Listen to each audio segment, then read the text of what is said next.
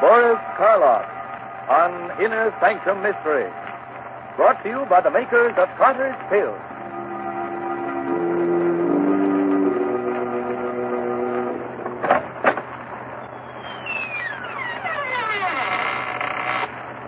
Good evening, friends. Let me welcome you once more to the Inner Sanctum. This is Raymond, your host. Come in, won't you, and sit down? No, I'm not being polite. I'd prefer you to sit, you see. Because within the next 5 minutes, you're going to be so weak in the knees that you won't be able to stand.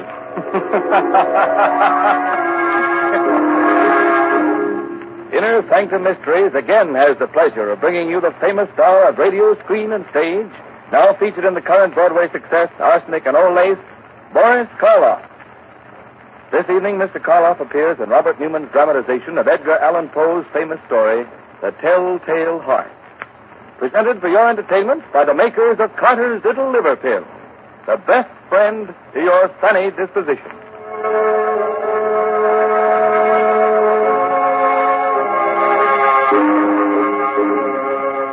And now our story. A story based on a tale by the greatest master of the macabre that ever lived, Edgar Allan Poe.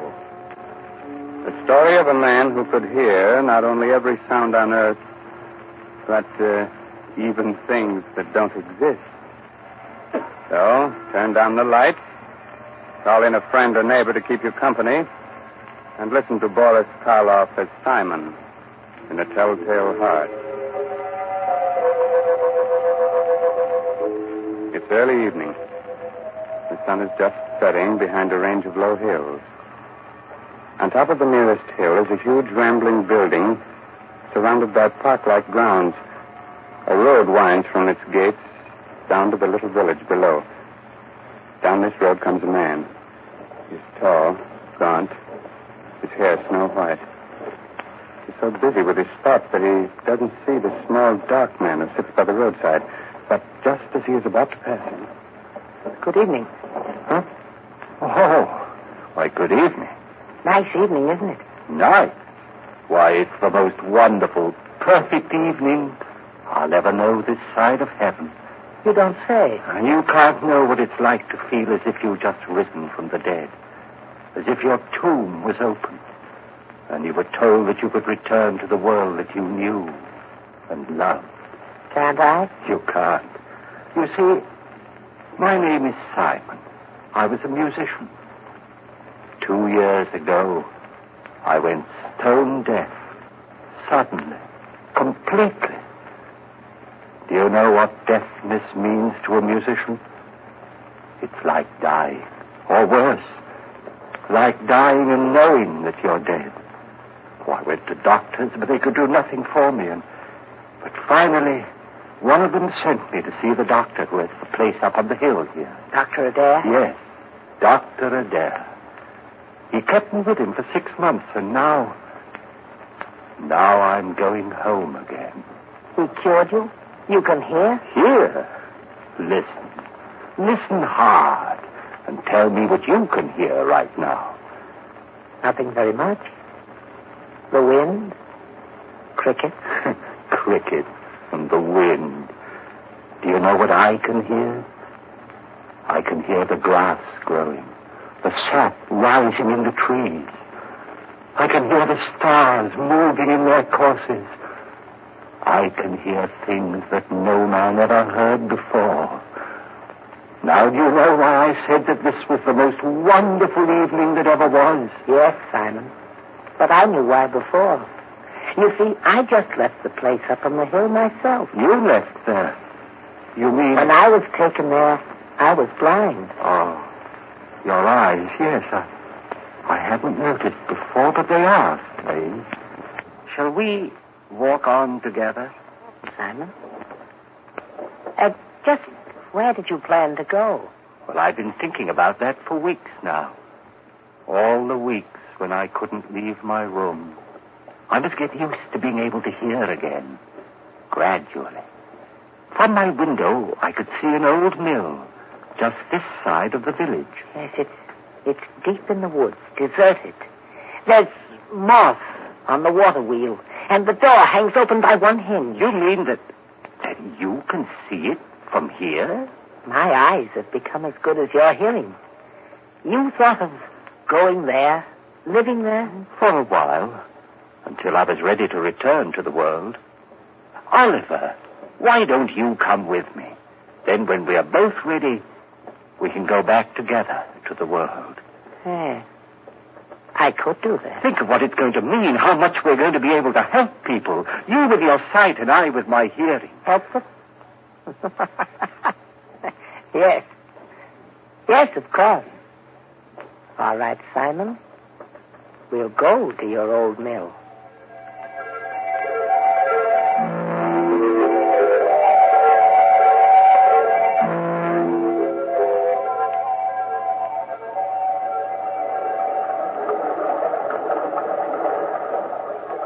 This way, Oliver. Up this path. Ozzy!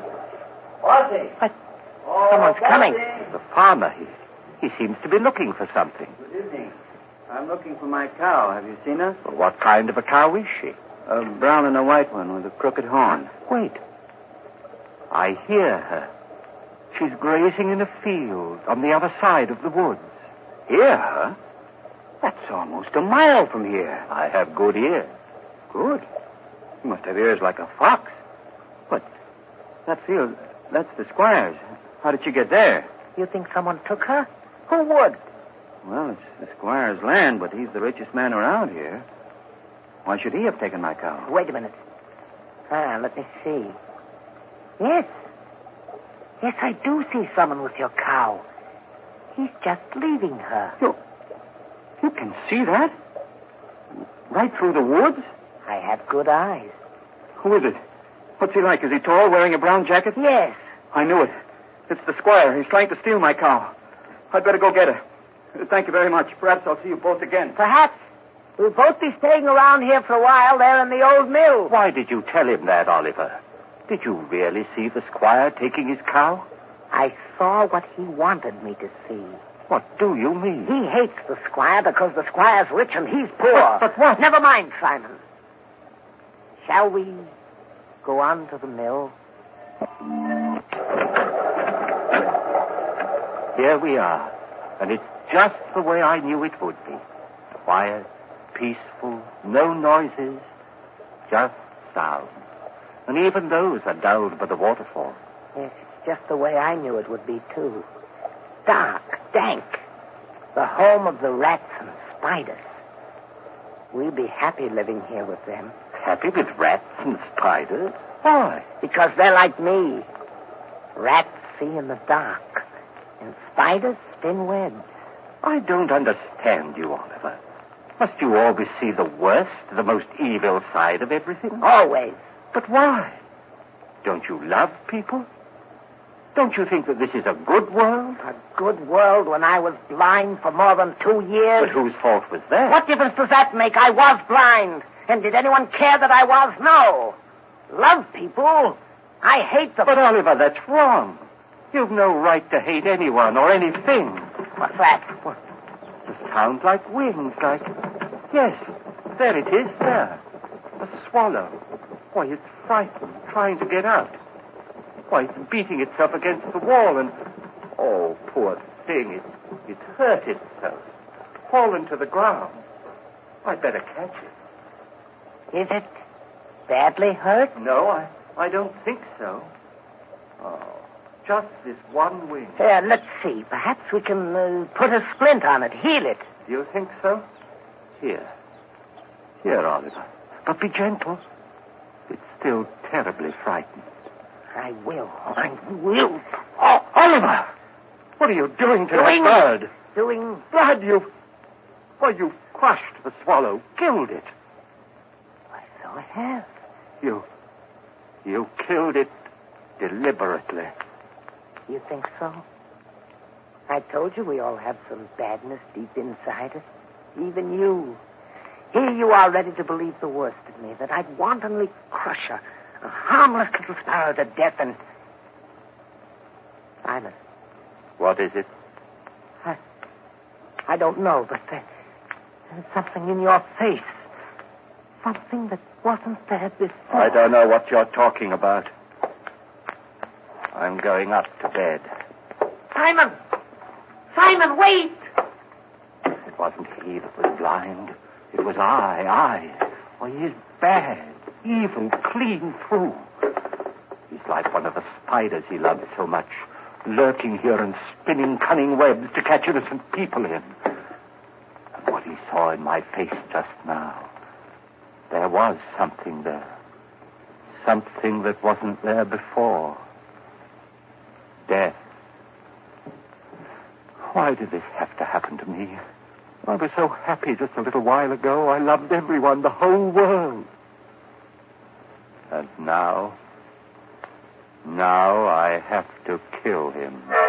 And here I am, friend, Raymond, your host in the Inner Sanctum, who also loves everyone. So, Simon has decided he must murder his companion. Not because he wants to, but in order to keep him from spreading the hate and evil he seems to love. That's a charming idea. But if Oliver's eyes are as good as he says they are, good enough to see death in Simon's face, how will he be able to do it,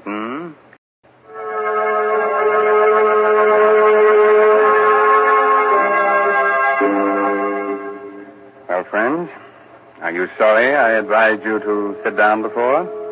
I thought not. You still want me to go on with the story of the Telltale Heart? Very well. It's a little later that same evening, and Simon is sitting in the upper story of the old deserted mill, waiting, listening. Sleep, Oliver, sleep. Aren't you ever going to sleep? Oh, I know you're lying down. I heard you getting undressed. I even heard the thread snap when you pulled that button off your shirt. But you're not asleep yet. I can tell by your breathing, the way your heart's beating. And that's what I must wait for. The time when you're really asleep. When you close those hawk eyes that can see even in the dark. That could read murder in my face when I didn't know it was there myself. Wait a minute. There. Now you're asleep. And now I must go. Easy with the door. Careful. And even more careful going down the stairs. Shh. Don't creak like that. Suppose he wakes. No, he can't. He won't wake up. He can't. And even if he does... here we are. The door to his room. How shall I do it? Those sacks he's using as a pillow. If I pulled them out and held them over his face and smothered him, that's it, yes. And then I wouldn't have to touch him. I wouldn't... Who's there? Who's there? There is someone there. I can see you. It's Simon. Yes, it's Simon. What do you want? What are you doing here? I know you've come to kill me. Yes, Oliver. I've come to kill you. You can't do that. You can't. Yes, Oliver, I can. And I have to. Oh, please don't struggle like that. I'm stronger than you are. You can't get away from me. You can't. You can't.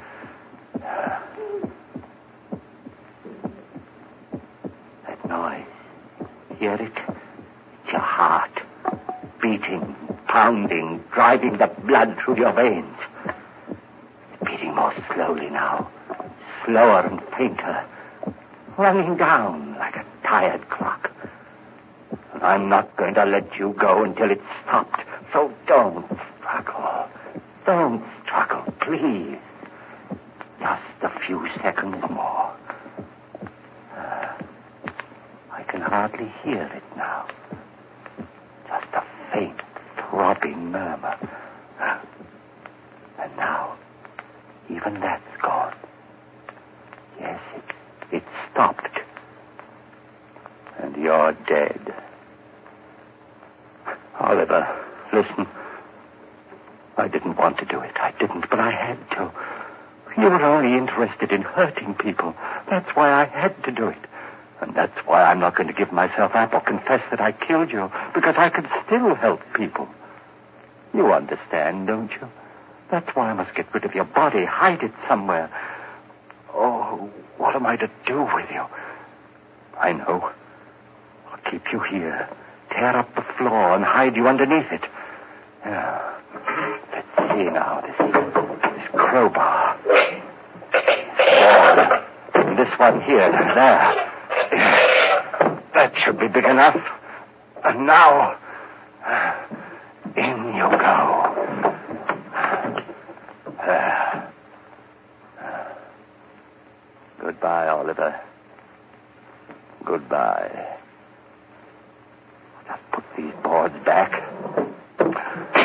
Nail them down again with the same rusty nails.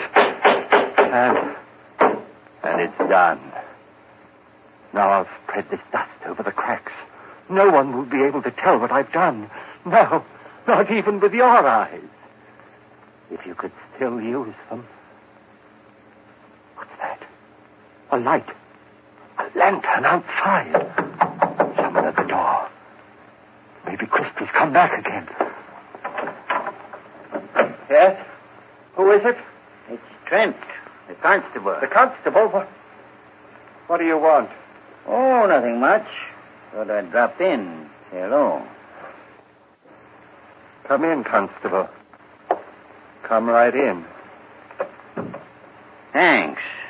Queer time of night to be visiting, but I heard there were strangers living out here, and I thought I might... Why, of course, it's part of your job to investigate strangers, isn't it? In a way. Not that you're a stranger, exactly. What do you mean? Well, you've been around here for some time, haven't you? Up at Dr. Adair's place in the hill, I mean? Oh, yes, of course. I just left there this afternoon. Uh-huh. And your friend, where's he? Sleeping? Friend? Why, there's no one here with me. I'm all alone. What the doctor said. You mind if I look around? No, of course not. Not that I doubt your word or anything like that. Oh, no, don't apologize, Constable. Go right ahead.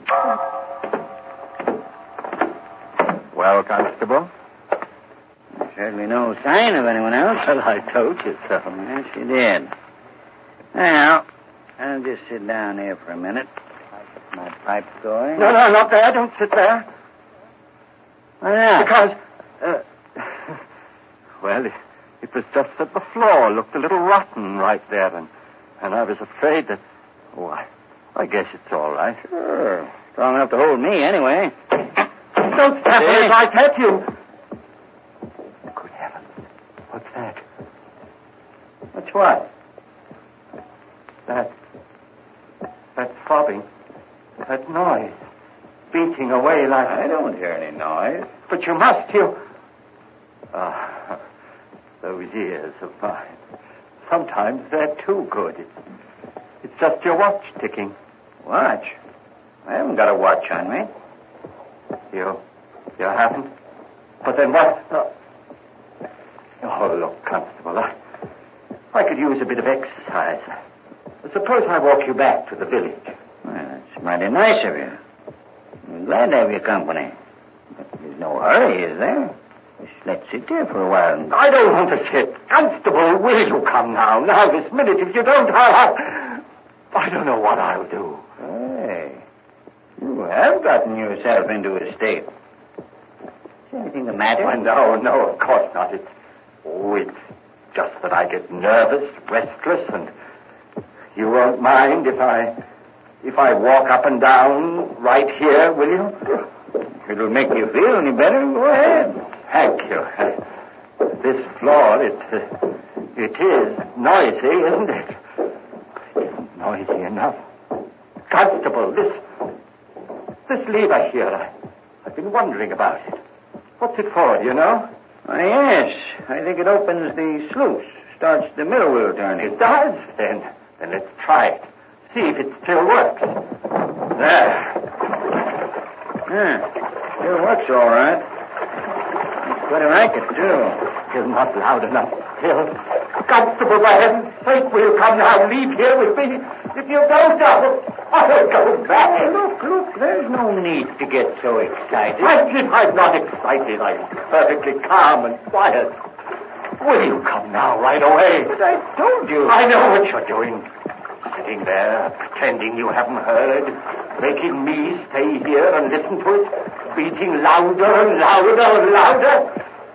All right. I confess. I killed him. I killed him. His body is right underneath you, under the floor. I killed him. And that noise you hear is his heart. The beating of his telltale heart.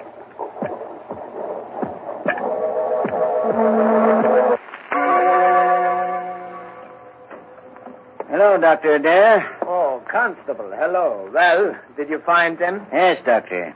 I'm glad. Some of my boys will be bringing the other one, Oliver, along in a little while.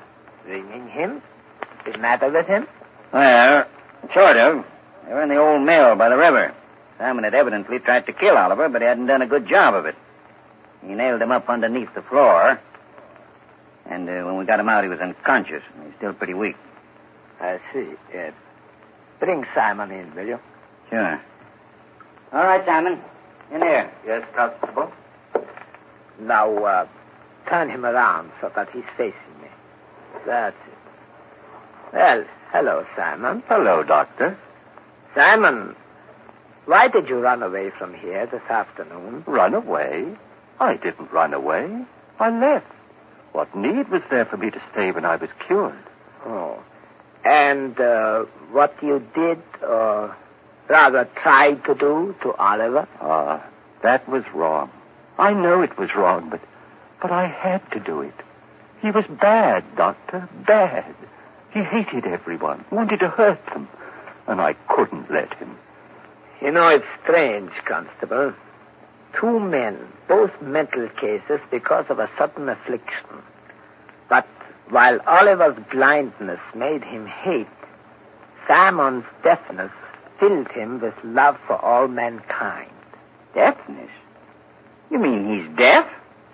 But when you talk to him, he answers you. Yes, he reads lips. That's why I had you turn him around, so he was facing me. But he's stone deaf. He will never hear again. What's that you're saying? Deaf? But I'm not deaf. Why, there's no one can hear better than I. No one. I heard everything when I left here. Things no man has ever heard before. The song of the swan. The breathing of the fish. Why, I even heard the beating of Oliver's heart. After I'd killed him. Yes, Simon, of course. I'm not deaf, I tell you. I'm not. I'm not.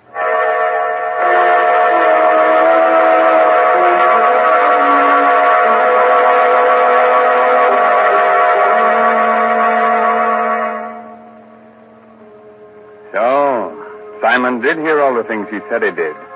Even the beating of the telltale heart. And not with his ears, but with something else deep inside his poor, sick brain.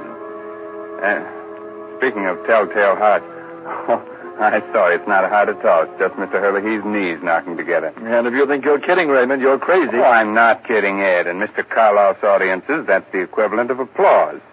Since everyone's generally much too scared to show the usual approval with their hands. So we won't take any chances. We'll just use words and say, thanks, Boris Karloff, for your splendid performance of tonight's dramatization of Poe's The Telltale Heart. It was a pleasure, Raymond, to be able to bring our friends one of the world's most famous stories. And I'm very grateful to Everett Sloane as Oliver and Santos Ortiaga, who played Christie, for the help they gave me.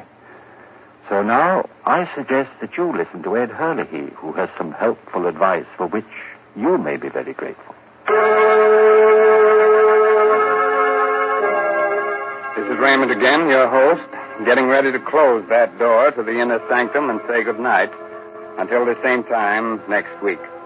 In the meantime, if you care to do a little bloodthirsty reading, try this month's Inner Sanctum novel, I'll Eat You Last, by H.C. Brandon. In case you've already read that, why not try some of the other stories by the author of tonight's mystery drama, Edgar Allan Poe? According to all critics, this writer has quite a future. Oh, good night. Pleasant dreams, huh?